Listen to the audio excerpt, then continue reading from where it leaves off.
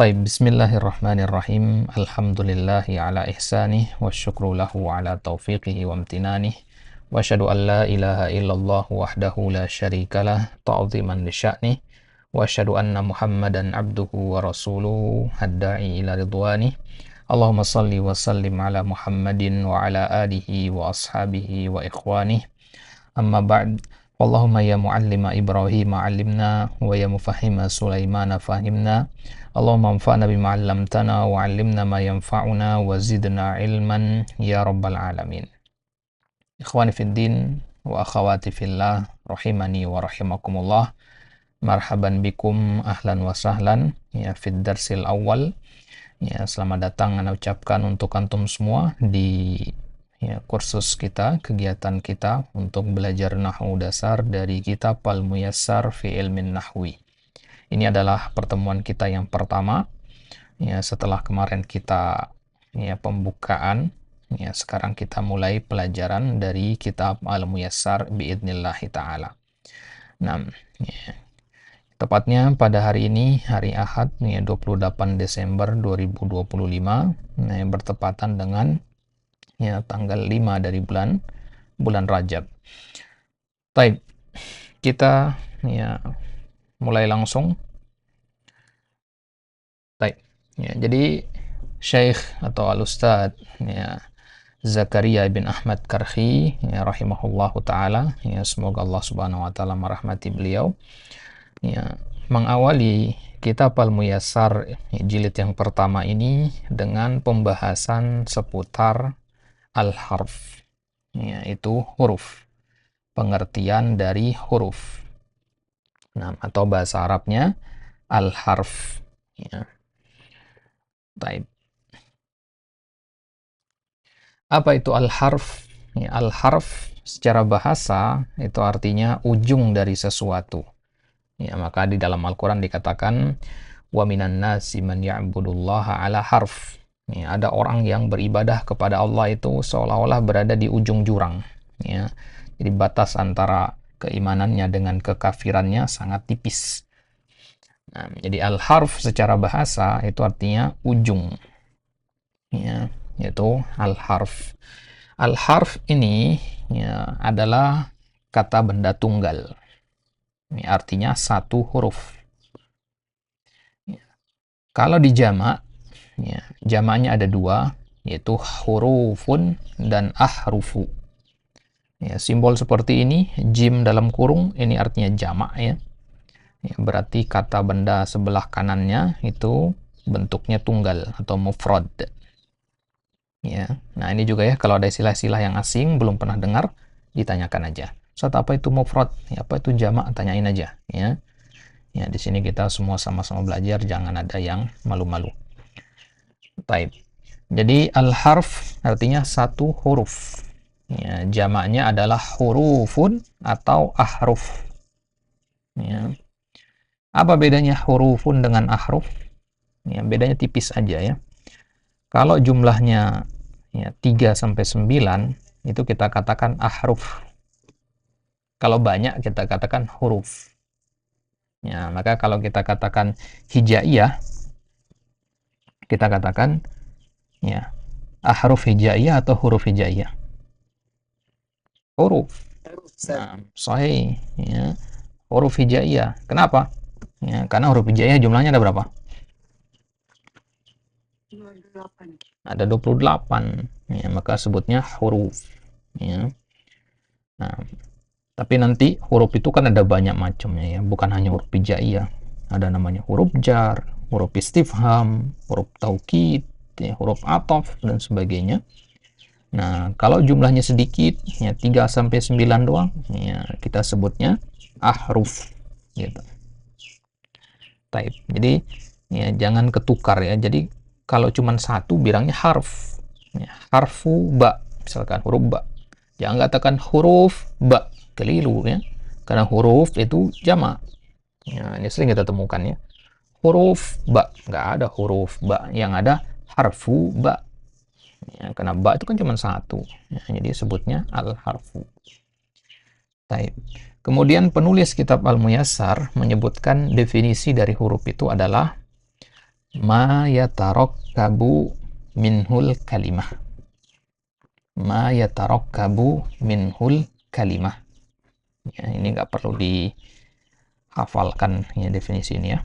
Ya, nanti kalau ada bagian-bagian yang penting ya, di situ anak minta antum hafalkan ya. Kalau anak biarkan lewat gitu aja berarti nggak perlu dihafal. Kalau mau dihafal ya nggak apa-apa. Ya. Tapi nggak wajib. Taib. Ma yatarakkabu minhul kalimah. Ma itu artinya sesuatu. Ya. Yatarakkabu itu dari kata murakkab, artinya tersusun. Ya. Al-kalimah itu artinya kata. Ya, beda dengan bahasa Indonesia ya. Kalimah itu kalimat, kalau dalam bahasa Indonesia ya, kalimat itu panjang. Saya pergi ke pasar, itu satu kalimat. Kalau dalam bahasa Arab kebalikannya, satu kalimah itu satu kata maksudnya. Saya, nah itu satu kalimah dalam bahasa Arab. Ya. Nah, jadi kalau diterjemahkan definisi huruf ini jadinya seperti ini. Ya, secara gampang ya. Sesuatu yang menyusun kata gitu. Ya, coba untuk perhatikan di sini, wah. Sebelum kita mengkaji lebih jauh pembahasan atau topik-topik dalam ilmu nahwu ini, kita mulai dari sesuatu yang paling kecil dulu, yaitu huruf. Ya, ibaratnya kita kalau mau bahas rumah, bangunan yang besar, ya kita bahas dulu bagian paling kecil dari rumah itu. Apa? Batu batanya misalkan. Ya, kita bahas batu batanya dulu, ya. Batu bata ini disusun, ya jadi rumah. Ya, jadi kita membahas dari partikel unsur terkecilnya. Ya. Nah, itu metode yang ditempuh oleh penulis kitab Al-Muyassar ini. Ya, beliau mengawali dengan pembahasan unsur paling kecil, ya, yaitu huruf. Ya, karena huruf adalah sesuatu yang menyusun kata. Ya, kata dalam bahasa Arab tentunya. Berarti kalau ada huruf, kemudian tambah huruf lagi, ya gabungan dari huruf ini jadi al-kalimah. Gitu ya. Huruf ditambah huruf, ya sama dengan al-kalimah.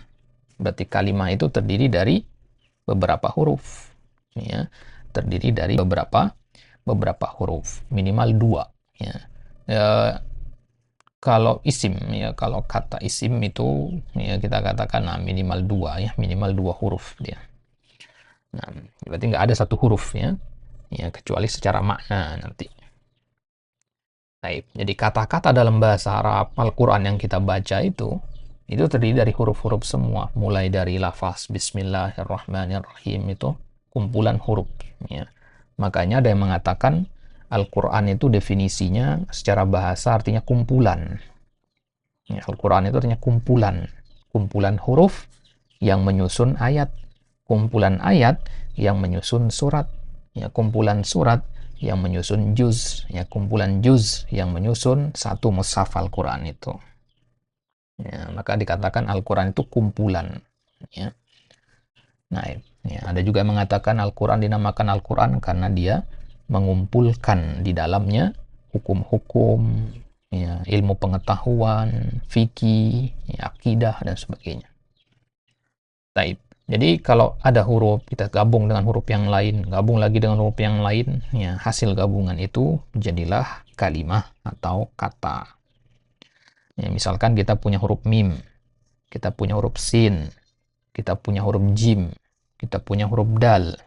Ya, 4 huruf ini kita gabung, ya, jadilah sebuah kata masjidun. Ya, mim, sin, jim, dal. Jadinya masjidun. Nah, ini namanya al-harf, ya. Harfu mim, ya, kita sebutnya harfu mim, ya, harfu sin, ya. Ya. Perhatikan istilah penyebutannya ya, jangan katakan harfu ma, nggak ada huruf ma dalam bahasa Arab itu. Ya, yang benar adalah mim, ya, nama hurufnya mim. Harfu mim, ya, harfu sin, harfu jim. Kalau ada harokatnya baru dibaca sesuai dengan harokatnya ya. Jim misalkan harokatnya kasroh ya kita baca ji, ya. Sin harokatnya doma ya kita baca su gitu.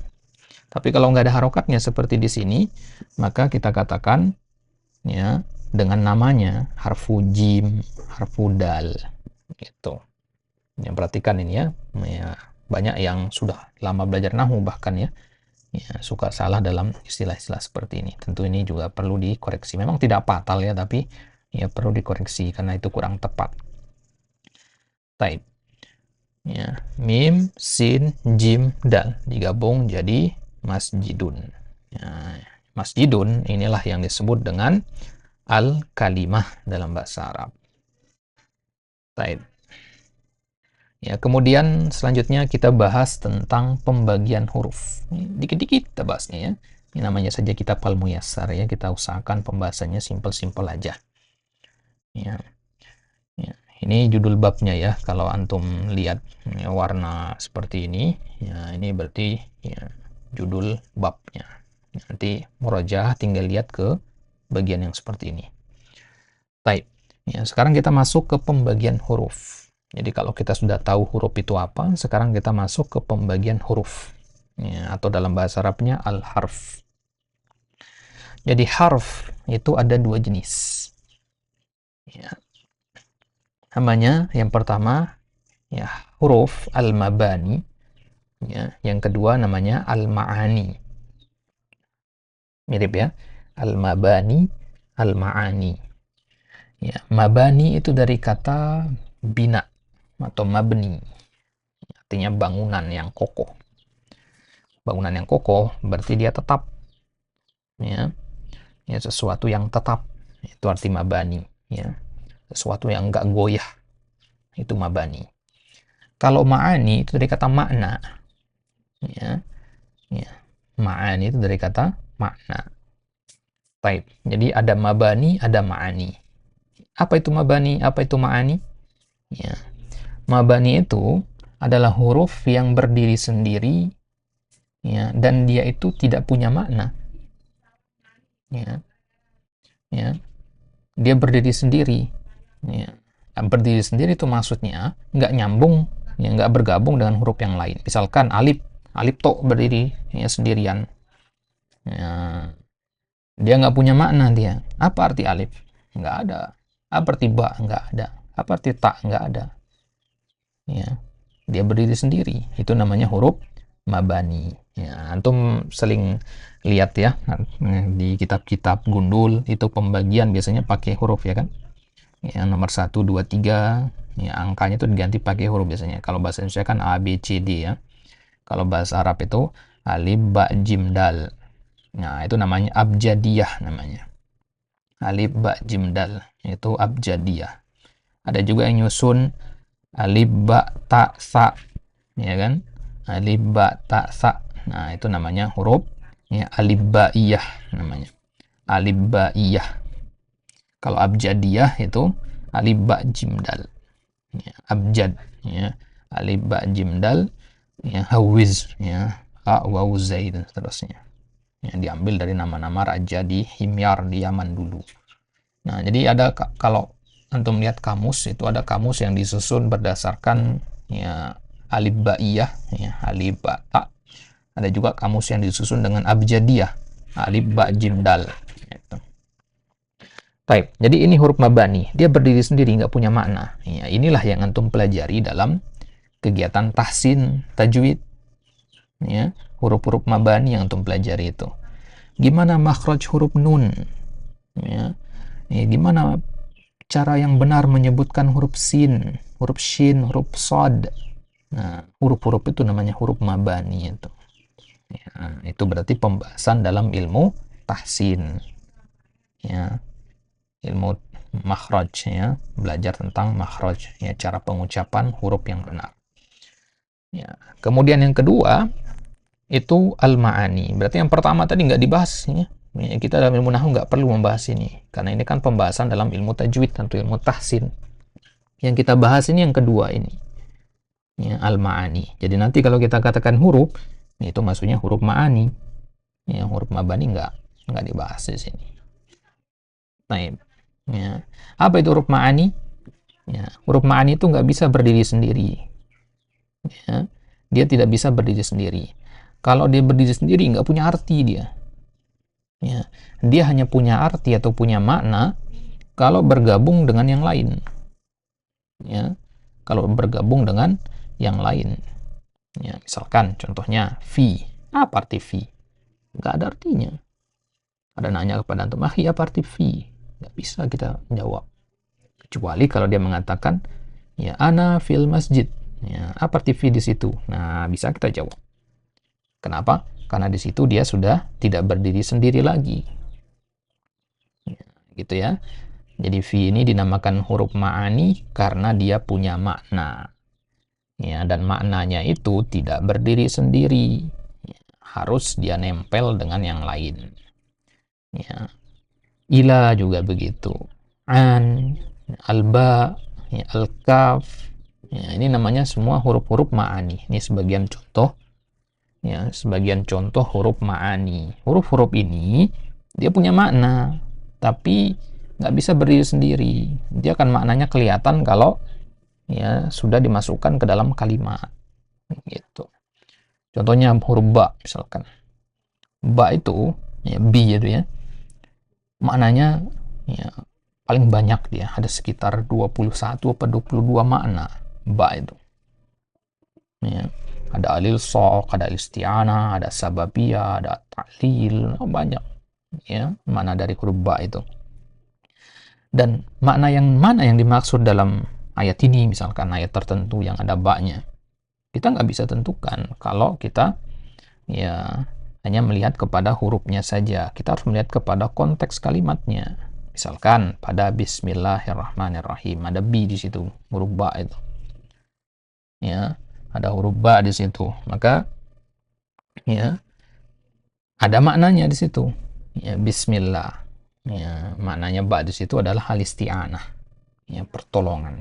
Kita minta tolong dengan menyebut nama Allah. Gitu. Nah, ya, pada contoh kalimat yang lain, makna ba-nya berubah lagi, gitu, tergantung konteksnya, gitu. Baik, coba untuk perhatikan contoh yang 5 ini. Ada fi, ila, an, ya, ada alba, ada al-kaf. Lihat alba sama al-kaf. Ini nama hurufnya ya, karena dia cuma sebiji. Cuma satu biji hurufnya, huruf B. Al-kaf juga cuma sebiji, itu K. Ya, tapi ini dibacanya an, ila, fi, karena dia lebih dari satu ya. Fi itu 2 huruf. Ya, ila itu 3 huruf ya. Hamzah, lam, alif. Ya, an itu 2 huruf. Ya, kalau disebut alba berarti cuma 1 huruf. Ya, jadi ya, nggak nggak ada dikatakan ya huruf jar bi. Ya, yang benar itu adalah huruf jar alba. Gitu. Gitu ya.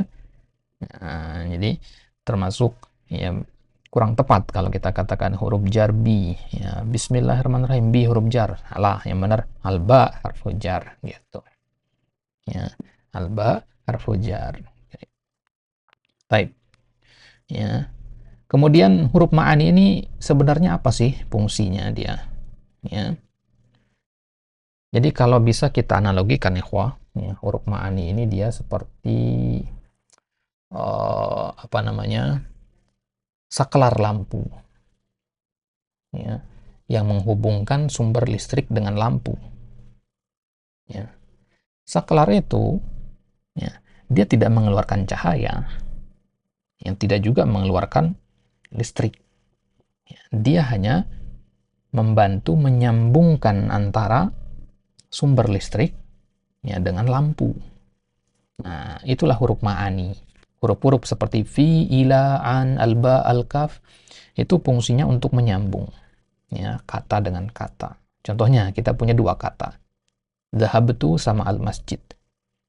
Dhahabtu artinya saya pergi, al-masjid artinya masjid. Ya. Kalau ini kita katakan saya pergi masjid. Nggak nyambung kan? Nggak nyambung. Kita butuh sesuatu untuk menyambung 2 kata ini. Nah, disitulah kita datangkan huruf ma'ani itu. Ya, maka kita tambahkan di situ dhahabtu ila. Nah, sekarang kalimatnya nyambung. Ya, itu huruf ma'ani. Dhahabtu ila al-masjidi. Taib. Ya, sekarang kalimatnya menjadi sempurna maknanya. Gitu. Taib. Ini dia huruf ma'ani. Jadi ini yang kita kaji dalam ilmu nahwu ya. Ya, huruf ma'ani ini. Huruf mabani sudah nggak perlu kita bahas. Baik. Maka sekarang perhatikan di sini, huruf ma'ani itu banyak jenisnya. Ya, ada namanya huruf ini, huruf itu ya. Ya. Nah, sekarang kita ambil beberapa saja. Yang masyhur-masyhur saja ya, yang akan kita singgung dalam kitab Al-Muyassar ini. Ya. Yang pertama tentunya adalah huruf al-jar.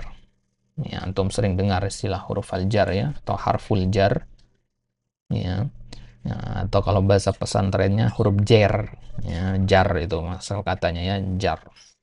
Ya, huruf jar itu fungsinya apa? Untuk menunjukkan arah benda, posisi orang, gitu ya. Kita mengatakan misalkan Zaid di dalam kelas, misalkan buku di atas meja. Nah, itu kita gunakan huruf jar di situ. Atau juga untuk menunjukkan kepemilikan. Ya. Buku ini milik Zaid. Buku ini milik Ahmad. Ya, kita gunakan huruf jar di situ. Ya, ini fungsi dari huruf al-jar. Kemudian ada namanya huruf al-istifham. Ya, huruf ma'ani maknanya adalah istifham. Istifham itu sendiri artinya untuk bertanya, ya. Istifham itu pertanyaan artinya. Ya, kalau dalam bahasa Indonesia kan kita punya kata tanya, ya. Apa, siapa, di mana, kemana, itu istifham dalam bahasa Indonesia. Kalau dalam bahasa Arab itu ada kaifa, maza, ya, aina, kayak begitu ya. Ya, itu juga termasuk huruf namanya. Huruf ma'ani al-istifham. Kemudian yang ketiga, ada namanya huruf an-nida. Ya, nida itu sendiri artinya panggilan. Berarti huruf yang digunakan untuk memanggil. Ya, kalau dalam bahasa Indonesia itu ada hey, gitu ya. Hey atau wahai. Nah, dalam bahasa Arab juga ada. Ya, ya itu an-nida. Ya. Kemudian al-ataf. Ya, ada namanya huruf al-ataf. Atof itu sendiri artinya mengekorkan sesuatu dengan sesuatu yang lain. Ngekor, ngikut, yaitu atof. Ya. Atof tu hadza ala hadza. Saya mengikutkan yang ini dengan yang ini. Gitu. Ya. Ya, jadi atof itu kalau bahasa kita kata sambung.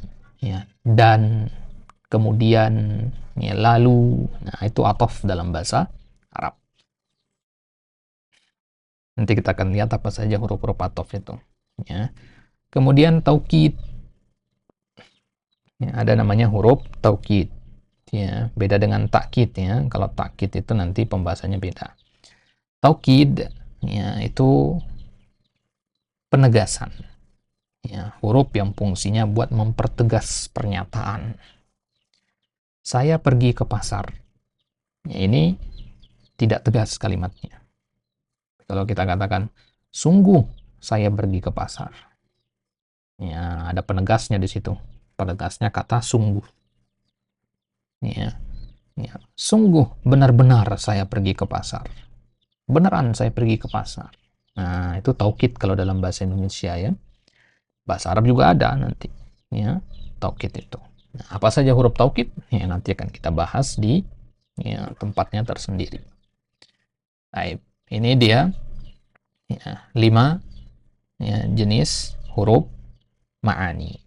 Al-jar, al-istifham, an-nida, al-ataf, dan at-taukid. Baik. Ya, itu dia 5 huruf ya al-ma'ani. Ya. Siapa bisa sebutkan ya 5 huruf ma'ani itu tanpa melihat kecatatan? Silakan angkat tangan.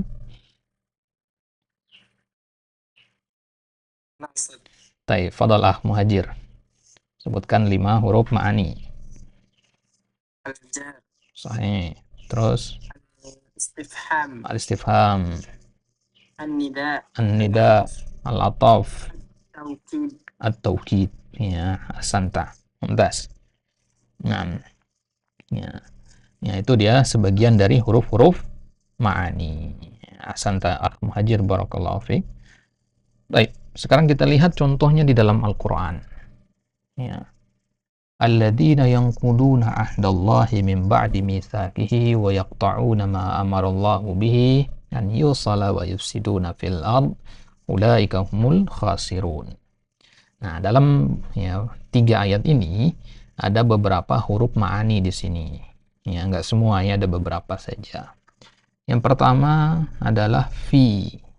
Ya, untuk bisa lihat di ya, tanda itu ya. Fi di situ. Ya, fi di sini tadi masuk ke jenis ya.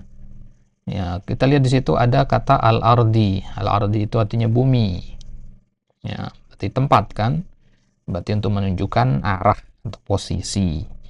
Nah, tadi huruf ma'ani yang fungsinya untuk menunjukkan arah atau posisi disebut huruf apa tadi? Jar. Huruf jar. Ahsant. Nah, yang disebut huruf jar. Berarti fi ini huruf jar. Baik. Kemudian ada kata kaifa. Ya, di ayat yang kedua, kaifa takfuruna billah. Kaifa. Ya, sering kita dengar kata kaifa haluk, ya, atau kaifhal, ya, ini persingkatnya dari kata kaifa. Nah, kaifa ini fungsinya di ayat ini ya untuk bukan untuk mempertegas ya. Ini gaya bahasa agak tinggi sebenarnya. Dia untuk bertanya awalannya, fungsi awalnya ya. Ya, kaifa itu untuk bertanya. Nah, tadi huruf ma'ani yang fungsinya untuk bertanya huruf apa namanya? Istifham, Ustaz. Istifham. Nah, sahih. Istifham itu pakai ha ya, bukan ha. Ya. Ya, istifham ya, dari kata faham ya. Kalau istifham itu membakar artinya. Baik. Kaifa itu huruf istifham. Ya, ada mananya enggak? Ada. Ya. Ya. Ada orang nanti bilang kaifa itu enggak ada artinya di sini. Ya, kufur dia seperti itu. Ya, mengatakan ya satu kata atau satu huruf di dalam Al-Qur'an itu enggak punya makna, itu kekufuran. Ya, Al-Quran itu dari awal sampai akhirnya ada maknanya. Ya, bahkan ya wakofnya saja itu ada maknanya, nggak sembarangan. Ya, jadi kalau dia mengatakan kaifa di sini boleh dihapus, misalkan begitu. Ada yang mengatakan begitu. Ya, itu kekufuran, tidak boleh. Ya, kalau bukan kejahilan itu kekufuran. Baik, jadi kaifa ini pasti ada fungsinya. Ya, tugas kita untuk mencari tahu fungsinya apa dengan belajar nahwu sorof, belajar balago, belajar fikih lugo, dan sebagainya. Nah, kaifa takfuruna billah. Kemudian ya, ada selanjutnya summa. Ya, summa ini fungsinya di sini adalah untuk menyambung, menunjukkan adanya timeline atau progres dari satu ke satu gitu. Ya, ada urutan di situ. Ini, kemudian ini, kemudian ini, kemudian ini. Nah, itu fungsi summa di sini untuk menyambung kata sebelum dengan kata setelahnya. Nah, tadi dari huruf ma'ani yang fungsinya untuk menyambung, ya, huruf apa namanya? Huruf al-ataf. Apa arti al-ataf tadi? Sambung. Ya, kata sambung. Ataf sendiri secara bahasa dari kata atafa ya'tifu artinya menggandeng ya, atau mengikutkan ya. Jadi kita ikutkan kata sebelumnya dengan kata setelahnya. Ya, itu fungsi summa ini. Ya, bayangkan seperti gerbong kereta api ya. Gerbong satu dengan gerbong dua ya, dihubungkan oleh semacam kait di situ. Nah, kait ini huruf ataf. Ya. Rantai atau kait yang mengaitkan gerbong satu dengan gerbong dua itu huruf ataf. Nah, dia nanti masuk ke tawabi, nanti pembahasan yang ke-7 nanti di pasal yang ke-7 di kitab ini. Baik. Ya. Kemudian selanjutnya ada huruf ila di ayat selanjutnya. Walladzi khalaqalakum ma fil ardi jami'an tsumma stawa ilas samai. Ya, as-sama itu nama tempat. Ya, sama itu artinya langit. Ya, berarti ila di sini fungsinya untuk menunjukkan arah atau posisi. Nah, tadi huruf ma'ani yang fungsinya untuk menunjukkan arah atau posisi disebut huruf ya, jar. huruf jar. Nah, baik. Istilah huruf jar ini ya, tidak antum dapati dalam kitab Muyassar ini ya. Kalau dalam kitab Muyassar disebutnya al-khafat. Pernah dengar ya al-khafat ya? Nah, ya, sama saja sebenarnya al-khafat dengan al-jar itu. Ya, al-khafat itu ya menurut ulama Basrah ya, sedangkan al-jar itu menurut ulama dari ya madrasah Kufah. Ya, jadi dalam nahwu itu ada mazhab juga ya, ya sebutannya madrasah. Ya. Kalau dalam fikih kan ada 4 mazhab ya, mazhab Hanafi, ya, Maliki, Syafi'i, Hambali. Itu kalau dalam fikih. Dalam nahwu juga ada mazhabnya. Ya, tapi nggak disebut mazhab, disebutnya madrasah. Ya, dan madrasah yang ya, bertahan paling utama sampai sekarang itu ada 2, madrasah Basrah sama madrasah Kufah. Madrasah Basrah yaitu ya, pemimpinnya atau pembesarnya Sibawai. Ya, Sibawai itu madrasah Basrah. Ya, dia lebih dulu ada. Ya, baru kemudian ya madrasah ya Kufah. Ya, madrasah Kufah ini di antara tokoh utamanya adalah Al-Imam Al-Kisai. Ya, Al-Imam Al-Kisai. Ya, kitab-kitab seperti Al-Jurumiyah itu dia menggunakan ya, madrasah Kufah dia. Nah, kalau kitab-kitab yang lebih jadul, yang lebih lama lagi itu pakai madrasah Basrah biasanya. Nah, Taib, ini dia beberapa contoh huruf ma'ani di dalam Al-Quran. Taib, sebelum kita lanjut ke pengertian al-kalimah, ya, selesai kita sudah dari ya, pembahasan seputar al-harf, ya, insyaAllah ta'ala baru kita akan masuk ke pengertian al-kalimah. Nah, sebelum kita lanjutkan, ada pertanyaan, silakan. Tadi kaifa itu jadinya masuk ke mana? Kaifa masuknya ke isim istifham. Ya, isim istifham di ayat yang tadi maksudnya ya. Ya. Nah, istifham dia.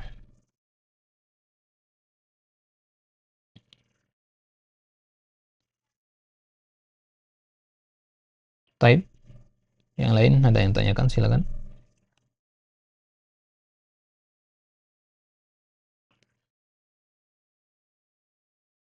Nah, kita lanjut. Ya, kita masuk ke definisi kata atau pengertian kata. Kata itu sendiri dalam bahasa Arab disebut al-kalimah. Taib.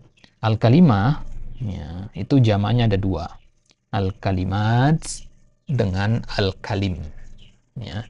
Ada al-kalimat, ada al-kalim. Dan dalam bahasa Arab itu ya, la tarodufa. Ya, fil Quran lebih khususnya. Nggak ada kata yang benar-benar sama dalam bahasa Arab itu. Yang 100%. Ya, pasti ada perbedaannya meskipun tipis. Ya, makanya para ulama menyusun kitab-kitab semisal kitab Al-Furuq. Ya, ada bab namanya Furuq Lugawiyah ya. Ilmu yang mempelajari perbedaan kata-kata. Ya, kata-kata yang bagi kita ya orang awam itu yang kata yang sama ya, tapi ya, para ulama menyebutkan ada perbedaannya ternyata. Baik. Nah, sekarang siapa yang tahu apa beda antara al-kalimat dengan al-kalim? Kalimat tunggal, kalimat jamak banyak. Bukan al-kalimat dengan al-kalim ya, sama-sama jama dia. Ya, bedanya apa sekarang? Al-kalimat. Ada yang tahu? Kalau kalimat itu Hmm. alif, ada alif tanya berarti dia muannas ya. Sahih. Nah, terus kalau Kalau al-kalim muzakkar. mudzakkar. Hasan. Baik, benar jawabannya ya. Al-kalimat itu muannas, al-kalim itu ya dari kata mudzakkar ya, tapi bukan perbedaan yang itu kita maksud, perbedaan dari sisi makna ya. Kalau itu perbedaan dari sisi gendernya atau jenis kelaminnya. Baik, mungkin yang lain ada yang tahu? Ya, silakan. Kalimat jamak masuk di kategori jamak mana salim. Soalnya. Kalim jamak Nah, taib. Ya, santa. Ya, benar jawabannya juga ya. Al-kalimat jamak muannas salim, ya, al-kalim itu jamak taksir. Ya. Tapi sekali lagi bukan itu yang kita maksud juga ya. Kalau itu perbedaan dari sisi jumlahnya. Ya, yang satu jamak muannas salim, yang satu jamak taksir. Yang kita maksud ada sisi makna. Kapan kita gunakan al-kalimat, kapan kita gunakan al-kalim. Kayak kemarin pas pembukaan kita katakan Nabi itu diberi mujizat berupa jawami'ul kalim. Masih ingat ya? Kenapa nggak dikatakan jawami'ul kalimat? Kenapa kita katakan jawami'ul kalim? Ya, itu yang kita maksud. Ya. Baik. Ada yang tahu? Baik, jadi perbedaannya adalah al-kalimat dengan al-kalim. Lihat sisi persamaannya dulu. Ya. Dia kalau diterjemahkan artinya kata-kata. Jamak. Ya, jamak dari kalimah dia. Sama-sama menunjukkan jumlah yang banyak. Kata-kata, ada banyak kata-kata. Nah, kalau kata-kata itu ya acak, tidak bergabung satu sama lain, dia kata-kata yang ya tidak ada hubungannya satu sama lain, tidak beraturan, dia disebutnya al-kalimat. Ya. Antum mengambil kata, ambil satu kata, ambil lagi satu kata, ambil lagi satu kata, dikumpulkan di satu tempat. Tapi semua kata ini nggak ada kaitannya satu sama lain. Acak aja gitu. Maka itu namanya al-kalimat, kata-kata yang acak. Tapi kalau al-kalim, itu antum mengumpulkan kata-kata yang masing-masing memiliki hubungan dengan yang lainnya. Ya, sehingga membentuk satu kesatuan. Paham bedanya? Ya, jadi al-kalimat itu kata-kata yang bersifat acak, al-kalim itu kata-kata yang sempurna maknanya. Ya, kata-kata yang sempurna maknanya. Makanya Nabi dikatakan jawami'ul kalim. Ya, karena ucapan Nabi nggak ngacak kan. Ya, ketika Nabi mengumpulkan kata innama dengan al-a'mal dengan kata bin niat, itu kalim. Innamal a'malu bin niat. Ya, nggak bisa kita katakan ini adalah al-kalimat. Innama itu kalimah, al-amal itu kalimah, ya, bin niat itu kalimah. Oh, berarti semuanya ini namanya al-kalimat. Nggak pas. Ya. Kenapa begitu? Karena innama dengan al-amal dengan bin niat itu ada ya, ada maknanya. Dia merupakan satu kesatuan, membentuk kalimat sempurna. Ya, maka disebutnya al-kalim. Taib. Ya, ada yang pernah dengar kitab judulnya Al-Kalimut Thayyib? Ya. Ya, itu dikatakan Al-Kalimut Thayyib. Ya, di surat Fatih dikatakan ilaihi yas'adul kalimut thayyib yarfa'u. Ya, kepada Allah naiknya Al-Kalimut Thayyib. Ya, Al-Kalimut Thayyib itu kalau di Al-Qur'an itu maksudnya adalah ya, apa ikhwah? Ada yang tahu? Apa yang dimaksud dengan Al-Kalimut Thayyib di dalam Al-Qur'an? Al-Kalimut Thayyib itu maksudnya zikir, ya. Ya, zikir. Baik, ada kitab juga judulnya Al-Kalimut Thayyib. Ya, siapa yang tahu kitabnya siapa? Al-Kalimut Thayyib.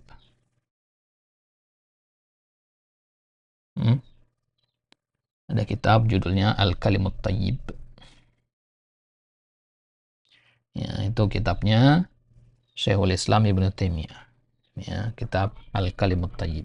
Ya, isinya pembahasan tentang zikir. Ya.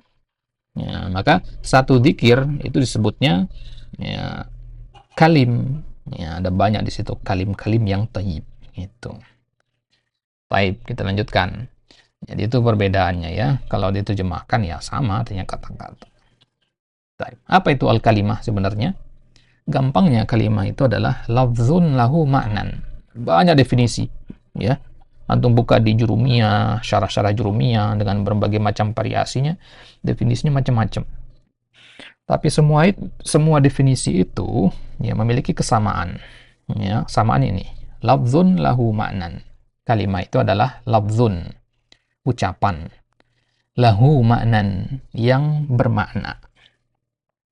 Ya, lafzun itu artinya ucapan. Berarti kalau ya lintasan dalam hati, ya ucapan hati itu ya, nggak diucapkan dengan lisan, itu tidak dikatakan kalimah. Ya, lafzun itu harus diucapkan, harus ada suara yang keluar, minimal antum yang dengar.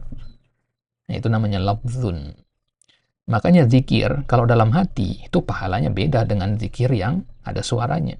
Ya, tentunya ada batasan suara ya, nggak teriak-teriak gitu. Ya, tidak sampai mengganggu orang dan sebagainya. Ya, gitu ya. Nah, jadi lafzun itu harus ada suara. Ya. Dan apakah semua suara itu adalah kalimah? Tidak. Harus dia lahu maknan. Harus dia punya makna.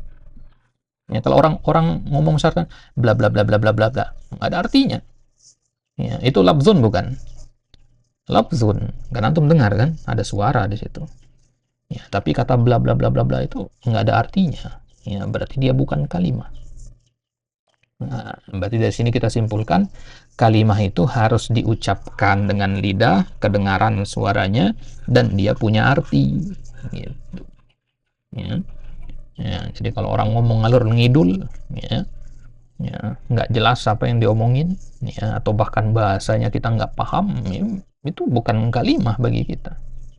Ya, karena kalimah itu harus dia diucapkan dan dia harus memiliki makna.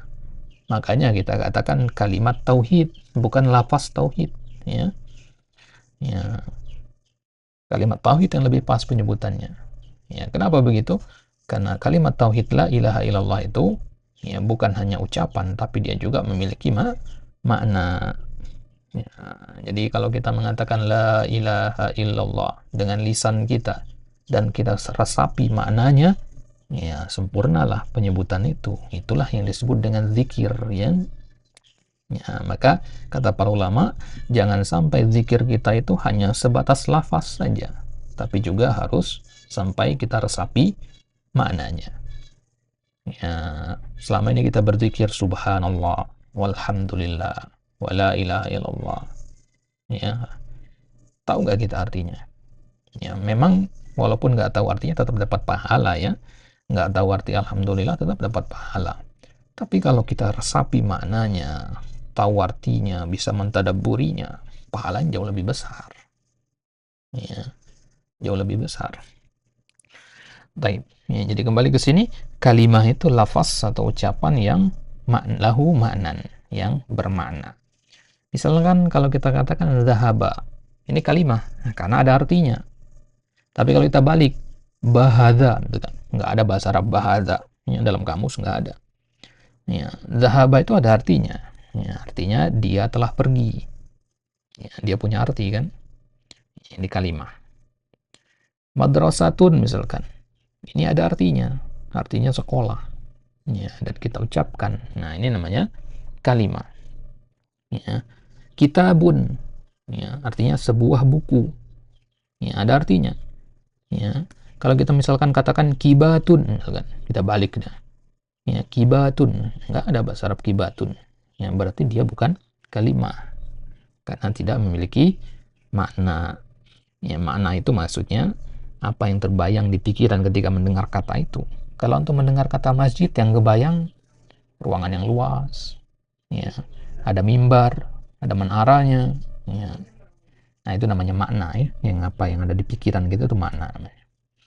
Setiap kita mendengar kata disebutkan, itu kan langsung kita terbayang maknanya ya. Ya, kalau kita mengatakan pantai, langsung terbayang ombak, ya, pasir, dan sebagainya. Nah, itu namanya makna. Nah, ya, yang lain misalkan Zaidun, ya, kalau kita kata Zaidun, yang terbayang ada seorang laki-laki namanya Zaid. Ya, perawakannya begini misalkan dan sebagainya. Dan gambaran atau makna yang ada di pikiran kita itu bisa berbeda-beda. Kalau ana mendengar kata Zaid itu ingatnya tetangga ana, ya, karena dia namanya Zaid. Ya, kalau antum mendengar kata Zaid mungkin ingatnya orang lain gitu. Ya. Jadi makna yang orang tangkap itu bisa beda-beda. Interpretasi orang terhadap kata yang kita ucapkan itu bisa berbeda-beda. Baik. Kemudian ada ila misalkan, ya, ila itu artinya ke, ya. Dia akan lebih jelas maknanya kalau nyambung dengan kata yang lain, tapi tetap dia dikatakan memiliki makna kan. Ya, karena ila tadi kita bahas di pembahasan sebelumnya, dia termasuk huruf ma'ani, ya, harfu jar tadi. Baik. Ya, nanti kita akan bahas satu persatu huruf jar ya. Ya. Kemudian yaqra'u, ya. Yaqra'u ada maknanya dia sedang membaca. Nah, ini semua adalah kalimah. Zahaba, kitabun, ila, madrasah, zaidun, yaqra'u. Ini namanya kalimah. Ya. Ini kalau kita kumpulkan semuanya ini, ya, ya, kita sebutnya ini al-kalimat atau al-kalim. Kalau kita kumpulkannya ngurut seperti ini, zahaba, kitabun, ila, madrasatun, zaidun, yaqra'u. Ya, ini sebutannya kalimat atau kalim ini.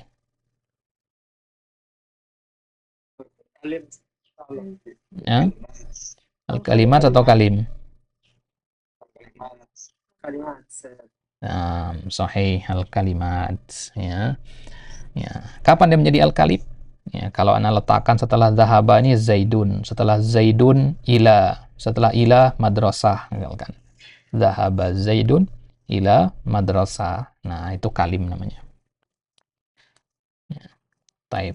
Ya, jadi ya, kalau urutannya ngacak-ngacak seperti ini ya nggak bisa ya. Zahaba kitabun ila madrasah, gimana? Ya, artinya saja nggak nyambung gitu ya. Nah, baik.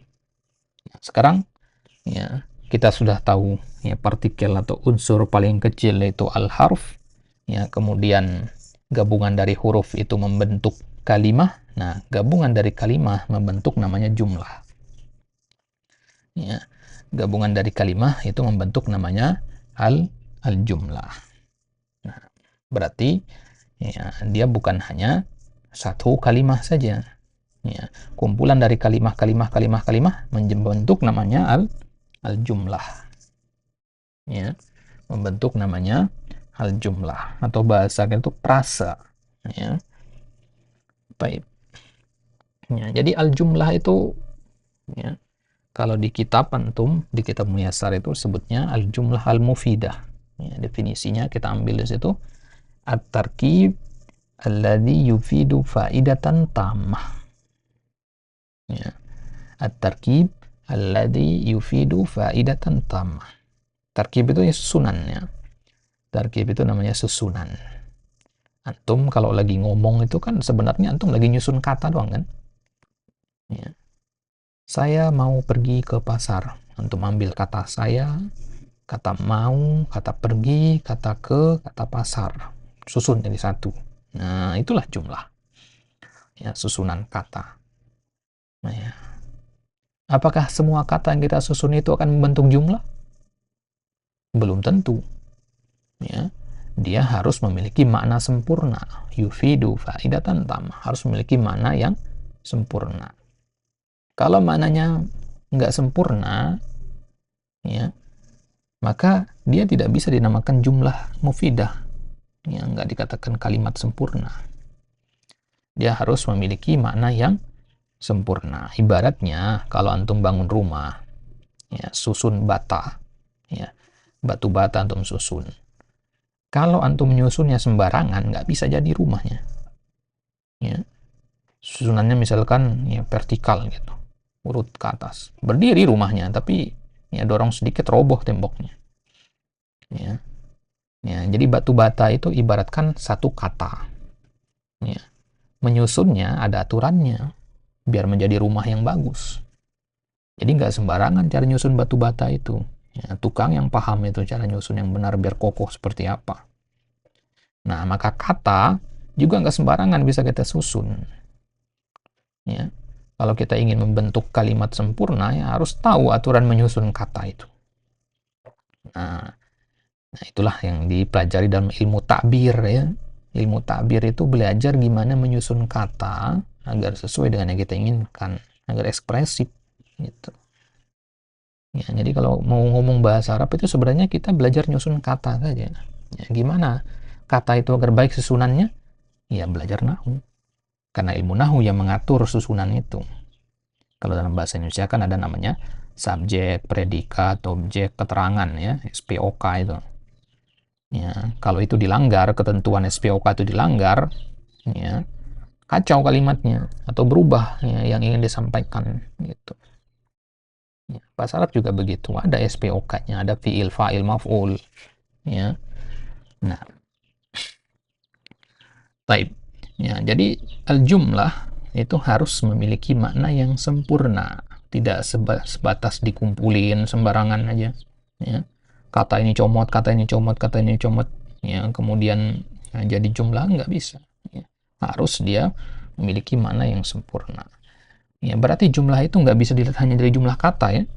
Bisa jadi antum nulis satu paragraf, tapi itu bukan jumlah. Kok bisa? Karena nggak ada maknanya. Ya. Coba antum tulis misalkan huwa huma hum hiya huma hunna. Ya, antum ulang lagi huwa huma hum hiya huma hunna, satu halaman penuh. Ada artinya nggak? Tidak ada. Berarti itu bukan jumlah namanya. Padahal ada banyak kata yang antum tulis di situ. Ya, baik. Ya, maka ya untuk memiliki makna yang sempurna harus mengikut kaidah nahwu, harus mengikut kaidah sorof gitu. Makanya orang kalau ingin bisa ya berbicara dengan baik dalam bahasa Arab ya wajib hukumnya dia menguasai ilmu nahwu. Ya, ada orang bisa ngomong bahasa Arab tapi nggak pernah belajar nahwu, nggak mungkin itu. Ya, kecuali dia belajarnya bahasa amiyah mungkin ya, bahasa yang tidak ngikut kaidah ya, bahasa pasarannya bisa jadi. Tapi kalau bahasa fusha ya, bahasa akademisi, bahasanya Al-Quran, bahasanya kitab-kitab para ulama itu wajib pakai nahwu. Ya nggak bisa tidak ya belajar nahwu itu. Nah, baik. Ya misalkan antum bikin kalimat begini dalam bahasa Indonesia. Jika saya pergi ke pasar, kemudian saya membeli ayam 1 ekor, kemudian saya membeli daun bawang ya 3 ikat, kemudian saya membeli ini, kemudian saya membeli ini. Ya, satu paragraf itu. Ya. Tetap tidak dikatakan jumlah juga, walaupun panjang lebar begitu. Kenapa? Karena maknanya belum sempurna. Ya, dia akan sempurna kalau untuk mengatakan jika saya pergi ke pasar membeli 1 ekor ayam, kemudian membeli ini, kemudian membeli ini, ya, maka kemudian saya pulang. Nah, kalau ada kata makanya barulah dia sempurna. Kalau ngegantung nggak ada kata makanya, nggak sempurna dia. Ya, sama kayak anak katakan gantung. Akhi, ya, jika anak pergi ke pasar, dan anak diam sampai situ. Nunggu pasti antum ya, lanjutannya apa nih? Ini Ustadz mau ngomong apa ini? Kok ngegantung sekali, kok cuma sampai situ ngomongnya. Nunggu antum. Tapi kalau anak katakan gantung, akhi, anak mau pergi ke pasar. Tek, sampai situ, titik. Antum nggak nunggu lanjutannya apa kan? Ya, karena kalimatnya sudah sempurna. Berarti ya, kesimpulannya ikhwah, ya, jumlah itu dikatakan memiliki makna sempurna kalau orang sudah tidak menunggu kelanjutannya lagi. Kalau orang tidak menunggu lagi kelanjutan antum ngomong. Kalau masih nunggu, ngegantung gitu istilahnya ya. Ya, di PHP-in antum ya. Ya, itu berarti kalimatnya belum mufid. Ya, belum memiliki makna yang sempurna. Baik. Ya, misalkan ketika kita mengatakan zahaba, kemudian ada kata Muhammadun, kemudian ada kata ila, ada kata al-masjid, kita gabung jadi satu, zahaba Muhammadun ilal masjid, ya jadilah sebuah jumlah mufidah.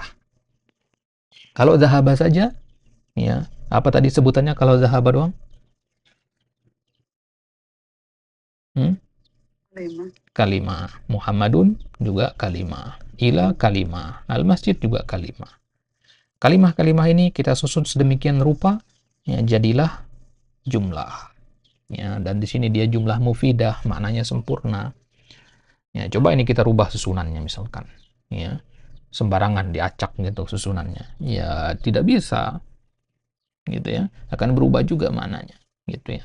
Makanya kalau kita membaca ayat Al-Qur'an ya, susunan kata-kata yang ada dalam Al-Qur'an itu ada fungsinya. Ya.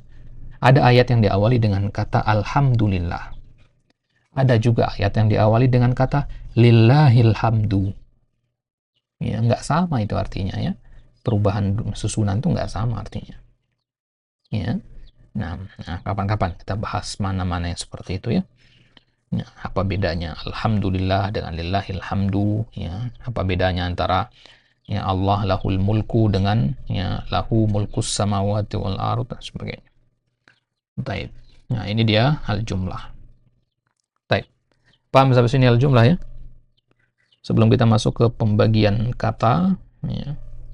Kita kembali lagi ke pembagian kata yaitu al kalimah Nah, ada pertanyaan sebelum kita lanjutkan? Tafadhol.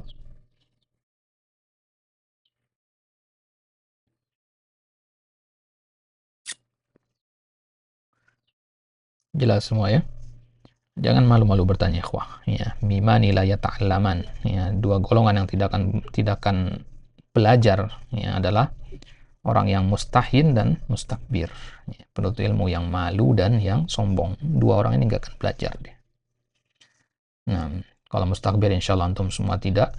Ya, tapi kalau mustahin, nah biasanya ini banyak nih ya, yang masih malu-malu nih. Ya, tanya saja, ikhwah. Ya, Ustaz. Fadol, Pak Jani, silakan. Mungkin belum dibahas atau sudah lewat karena kelas saya masuk tadi. Gimana? Kaitannya dengan alif lam samsiyah dan komariah. Sekarang kita ketemu alif lam komariah, tapi bacaannya kayak samsiyah begitu. Ayo, contohnya seperti apa? Beberapa saya lihat, saya kan tinggal di Mekah gitu ya, di Saudi gitu. Beberapa tulisan itu seharusnya kan misalnya as-somatu an-nisa atau yang lainnya lah. Yang jelas seharusnya dia kan samsiyah, komariah seharusnya, tapi bacaannya kayak samsiyah begitu. Taib. Begitu juga. Taib. Mungkin belum dibahas apa Ustaz, karena masuk tadi. Taib. Nah, masalah alif lam itu ya, nah, belum dibahas sebenarnya ya. Nanti kita masuk itu di tanda-tanda isim ya. Di bagian yang ketiga nanti di tanda-tanda isim. Ya, pembahasan tentang alif lam syamsiyah dan alif lam al-qamariyah. Nah, tapi ya kalau untuk pertanyaan antum tadi, ya, kenapa kok di Mekah itu kadang ada tulisan yang dia pada alif lam syamsiyah kok dibacanya alif lam qamariyah? Ya, ini Anda asumsikan antum sudah paham berarti alif lam syamsiyah sama qamariyah ya. Misalkan kata An-Nisa tadi, ya, tapi ditulisnya Al-Nisa. Ya, seolah-olah dia Qamariyah, padahal dia adalah Syamsiyah. An-Nisa itu Syamsiyah. Ya, tapi ditulisnya Al-Nisa. Ya, Al-Nisa itu maksudnya ejaan bahasa Indonesianya ya. Ya. Nah, ya, kalau yang seperti itu, kalau kita katakan sesuai dengan kaidah, ya jelas tidak sesuai dengan kaidah ya. Ya, kalimat yang seperti itu kalimat yang keliru sebenarnya. Cuman ya, istilah-istilah begitu kalau di Mekah itu sudah menjadi nama daerah atau nama tempat. Ya, jadi dia sudah baku ya. Jadi sudah nggak ngikut kaidah kalau itu. Ya, nggak ngikut kaidah gitu. Ya, karena memang dari sananya sudah begitu gitu. Sama kayak orang namanya Muhammaduna namanya. Ya, kita dulu punya dosen namanya Muhammadun. Ya, Muhammadun.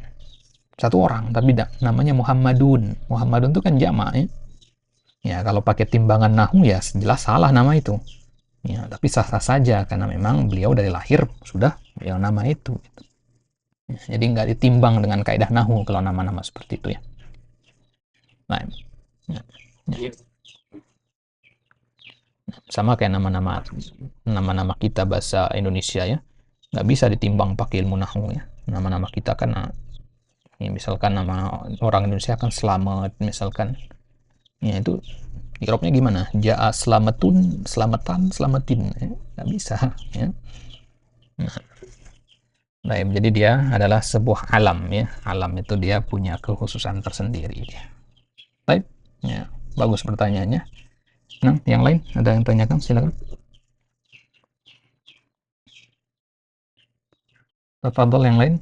Ya, sebelum kita lanjut ke taksimul kalimah, pembagian kata.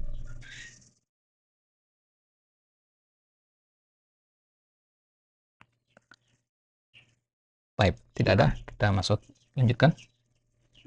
Di sholat asar dulu saya sudah masuk ke sini. Oh iya. Yang lain gimana? Sudah masuk waktu sholat asar di tempat antum? Belum, Ustaz. Belum ya. Baik, kita lanjut sedikit lagi ya, sedikit saja. Ya, biar nggak terlalu panjang ini. Afwan, Ustaz. Tafadhol. Tadi antum mengatakan isim istifham. Benar isim istifham atau harfu istifham? Nah, jadi dia ada dua ya, ada isim istifham, ada huruf istifham dia. Ya, ada beberapa yang termasuk huruf, ada sebagian yang masuk isim dia. Gitu. Nah, ya, jadi nanti ya di tempatnya kita akan bahas nanti lebih lengkap lagi Ya, yang mana saja yang namanya huruf istifham, yang mana saja yang namanya isim istifham. Nah, baik, Mas Anta. Ya, Mumtaz. Baik. Yang lain mungkin ada pertanyaan? Silakan.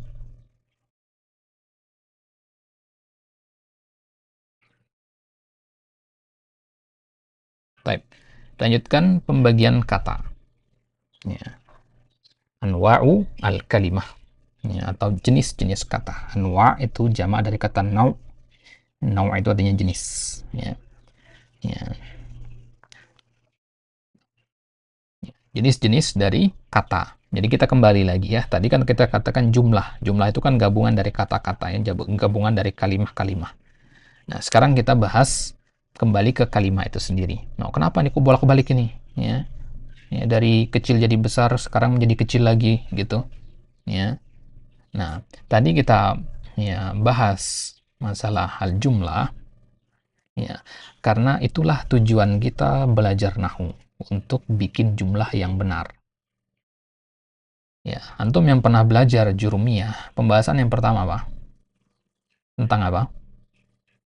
Kalimat pertama dalam jurumiyah setelah bismillah itu apa? Al-kalam, ya kan? Al-kalamu huwa labdul murakkabul. Nah, kalam pertama kali. Ya, itulah jumlah kan, kalam itu sama dengan jumlah.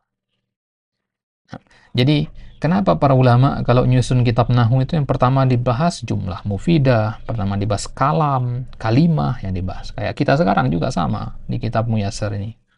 Kenapa nggak bahas ya tamyiz misalkan, fa'il misalkan, atau huruf jar gitu. Kenapa kok malah yang dibahas kalam pertama kali? Nah, ya, itu sebagai isyarat ya, bahwasanya tujuan kita belajar ilmu nahu selanjutnya, ya, ke depannya adalah untuk bisa membuat kalam yang baik. Gitu.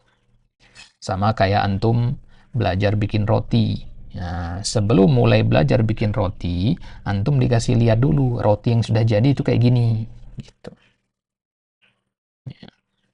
Ya, sehingga apa? Ketika belajar nanti antum tahu tujuan antum apa. Saya belajar ini biar bisa apa gitu. Ya, bayangkan ada dua orang yang sama-sama bikin roti, yang satunya tahu ya rotinya nanti akan jadi seperti apa, sedangkan yang satu nggak tahu, asal ngikut instruksi saja. Ya, ya. Nanti ternyata rotinya nggak jadi tidak sesuai dengan yang diinginkan, ya, kan kacau gitu. Nah, ya, maka para ulama menempatkan pembahasan kalam itu di awal. Nah, sekarang kita akan lihat ya, setelah kita bahas tentang kalam apa, sekarang kita masuk ke jenis dari kalimah atau kata. Ya, ya jenis dari kalimah atau kata itu ya tentu antum sudah tahu ada 3, ismun, fi'lun, dan harfun. Ya, ismun itu adalah kata benda. Ya, ya. Segala yang termasuk benda, entah dia makhluk hidup atau benda mati, masuk ke kata benda ini atau ismun istilahnya. Ya. Kalau antum lihat di kitab-kitab, pasti sebutannya isim dulu ya. Jenis kata ada berapa? Ada 3, isim, fi'il, huruf. Nggak pernah fi'il, isim, huruf. Atau huruf, fi'il, isim. Pasti isim duluan.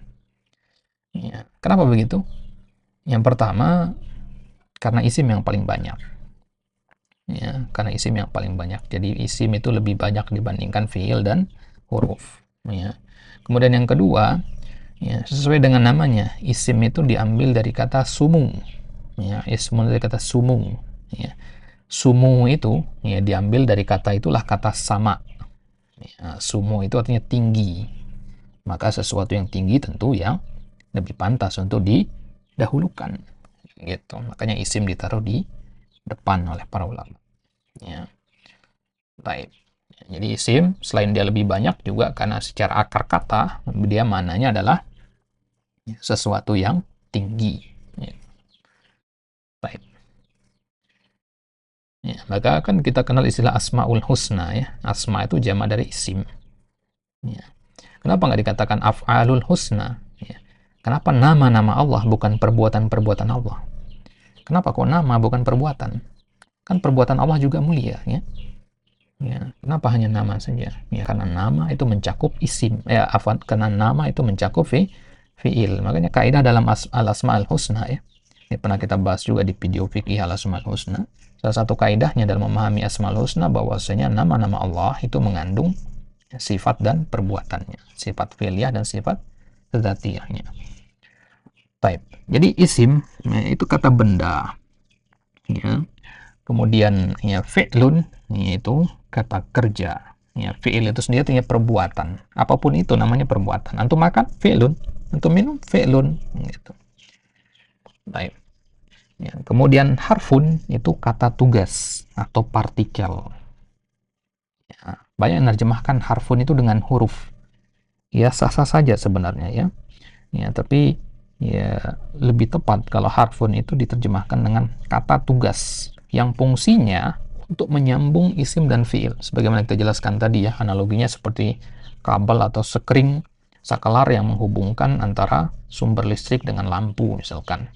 Antara isim dan fiil itu butuh huruf. Ya. Fiil dengan fiil juga butuh huruf. Ya. Isim dengan isim juga butuh huruf. Gitu. Ya. Ya, jadi nggak bisa antum ngomong nggak pakai huruf itu. Ya. Makanya kata para ulama, memahami huruf atau harfun, kata tugas, itu akan membantu kita memahami Al-Quran 70%. Kalau antum paham harf, ya 70% makna Al-Quran insya Allah antum paham.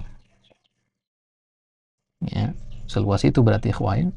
Ya, huruf seperti misal Bismillahirrahmanirrahim, ba di situ, bi. Alhamdulillah, alif lam.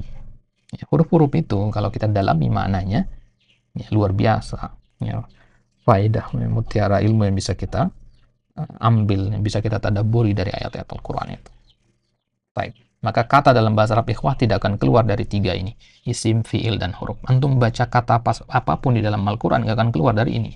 Mulai dari Bismillahirrahmanirrahim sampai surat An-Nas, ya nggak akan keluar dari ini. Ya, antum tunjuk saja sembarangan kata apa, pasti dia ya, akan masuk ke dalam salah satu dari tiga kelompok ini. Ya, gitu ya. Nah, baik. Nah, jadi pembagian ini ya, para ulama membagi kata menjadi tiga ini berdasarkan istiqra namanya ya. Istiqra itu penelitian terhadap ya ucapan-ucapannya orang Arab. Jadi para ulama meneliti ya syair-syair orang Arab, ucapan-ucapan orang Arab, dan mereka menyimpulkan ucapan orang Arab itu nggak keluar dari tiga jenis ini, isim, fiil, sama harf. Gitu. Ya, sama ketika para ulama akidah ya, meneliti ayat-ayat Al-Quran, meneliti dalil-dalil tauhid, ya, mereka kemudian menyimpulkan tauhid itu dibagi menjadi tiga, rububiyah, uluhiyah, dan asma wa sifat. Nabi nggak pernah bagi, tapi berdasarkan istiqra, ya, penelitian yang berkesinambungan ya, terhadap dalil-dalil yang ada, mereka menyimpulkan ya, akidah atau tauhid itu tidak keluar dari tiga itu, rububiyah, uluhiyah, dan asma wa sifat, sebagaimana kalimah tidak keluar dari tiga, isim, fi'il, dan harf. Nah, maka tanamkan ini ikhwah ya, masalah pembagian kata ini tidak sepele dia. Jadi kalau antum bertanya misalkan kepada siapapun ya, asatidzah pengajar bahasa Arab, skill apa yang harus anak kuasai pertama kali dalam belajar nahwu? Maka jawabannya skill bisa membedakan tiga ini, isim, fi'il, dan harf. Kalau harf mungkin gampang dibedakan ya, oh ini harf gampang. Yang suka ketukar itu isim sama fi'il. Ya. Kalau ada orang belajar nahwu lama tapi nggak bisa bedakan isim dan fi'il, bisa dipastikan ya pondasinya goyah. Ya. Jadi metode belajar nahwu yang benar itu adalah belajar mengenali dua hal ini dulu, mana isim, mana fi'il. Makanya nanti kita akan pelajari tanda-tanda dari masing-masing, ya, sehingga kita bisa membedakan yang mana yang masuk kelompok isim, yang mana yang masuk dalam kelompok fi'il. Ya, gitu. Nah, jadi jangan dulu ya misalkan saya harus bisa i'rab, ya, saya harus bisa baca kitab bundul, ya, itu target saya. Enggak, target pertama itu ini. Ya, target pertama itu harus bisa bedakan mana isim, mana fi'il. Enggak usah jauh-jauh, dari Al-Fatihah saja. Alhamdulillahirabbil alamin. Bagi antum yang sudah pernah belajar, coba ya dibaca lagi Al-Fatihahnya, kemudian antum lihat kata per kata di situ dan tentukan jenisnya apa. Kalau antum masih bingung, ya berarti harus murajah lagi. ya. Harus diulang lagi belajarnya, ya. Oh, saya bingung ini Robbi ini isim atau fiil apa huruf misalkan. Nah, masih ada kebingungan seperti itu tandanya kita harus lebih serius lagi belajar. Nah, itu skill yang pertama yang harus antum kuasai, ya. Semua antum wajib tahu ini, ya. Semua antum wajib bisa membedakan mana isim, mana fiil, mana harf. Ya, maka nanti ya Anda berikan antum tugas ya untuk menentukan mana isim, mana fiil, dan mana harf dari ya ayat-ayat tertentu. Ya. Baik. Baik. Ya, pembahasan selanjutnya itu ikhwah adalah tentang isim ya, karena dia yang pertama tadi. Insyaallah taala ya nanti kita bahas di pertemuan selanjutnya ya, apa yang dimaksud dengan isim, definisi isim ya, kemudian ya apa namanya ya bagaimana membedakannya dengan fiil ya. Nah ya itu insyaallah taala akan kita ya bahas di pertemuan selanjutnya insyaallah taala. Ya, untuk sekarang kita jawabkan sampai di sini di pertemuan yang pertama ini, karena ini sudah ya 1 jam lebih ya. Nah, agar tidak terlalu memberatkan juga buat ikhwan yang terlambat untuk menyimak rekaman nanti ya. Baik. Nah, mungkin ada yang mau ditanyakan atau disampaikan sebelum kita tutup, silakan. Kita buka sesi tanya jawabnya, tafadhol. Tugas tadi Ustaz, apakah ditulis terus dikumpulkan atau bagaimana Ustaz? Tugas yang tadi. Nah, ya tugasnya ya itu nanti dikumpulkan, nanti batas waktunya sampai pertemuan selanjutnya, berarti hari Sabtu ya. Ya, nanti anak kasih tugasnya, anak kirimkan di grup nanti. Ya, tugasnya itu cara mengumpulkannya nanti cukup dipoto aja ya, ditulis sudah dipoto aja. Ya, kirim ke WhatsApp anak. Ya, jangan di grup ya, kirim ke anak pribadi. Siap. Ya, sebenarnya anak pengen tugasnya itu lewat Google Form ya, tapi kayaknya kurang efektif ya, karena nggak latihan nulis antum kalau diketik gitu. Jadi asal tulis tangan aja ya. Baik. Nah, yang lain ada mau ditanyakan atau disampaikan, silakan.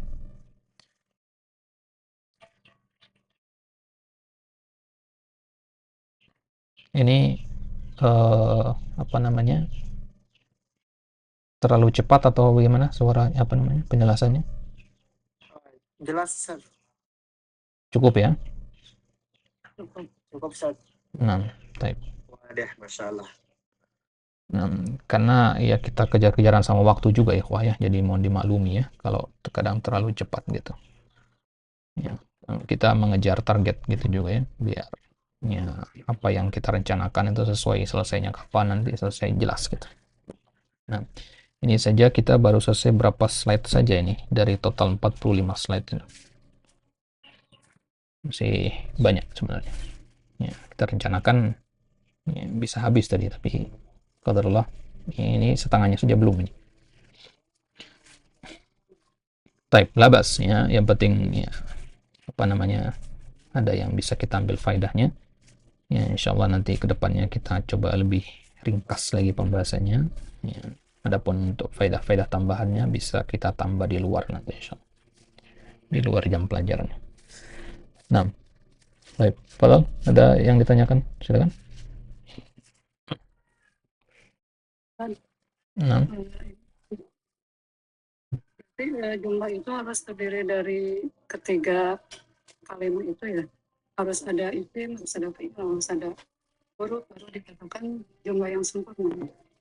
Masya Allah. Nah, ini pertanyaannya bagus sekali ya. Ya, pertanyaan yang ini sangat fundamental pembahasan pertanyaannya ya. Ya, membuka pembahasan yang sangat lebar sebenarnya, tapi kita jawab singkat saja. Tidak mesti ya. Tidak mesti semua itu ada dalam sebuah kalimat. Ya.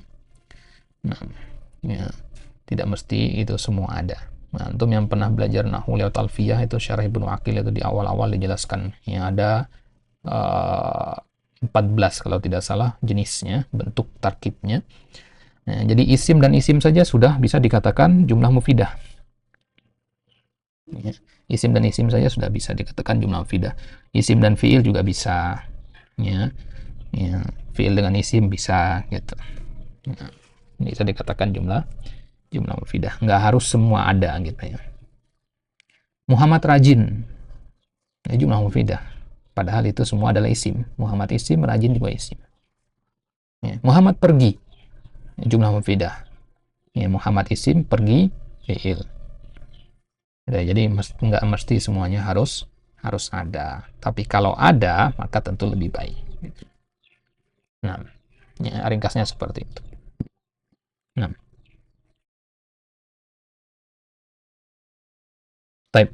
Nah, yang lain ada mau yang ditanyakan, silakan.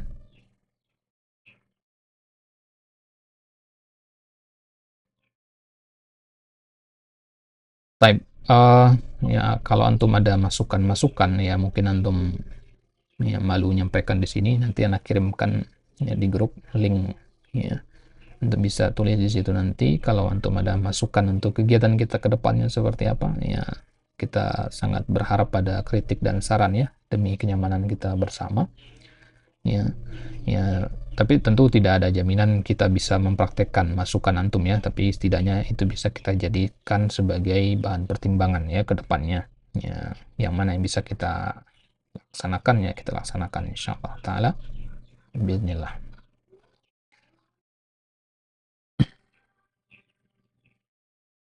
Baik, kalau tidak ada kita cukupkan sampai di sini.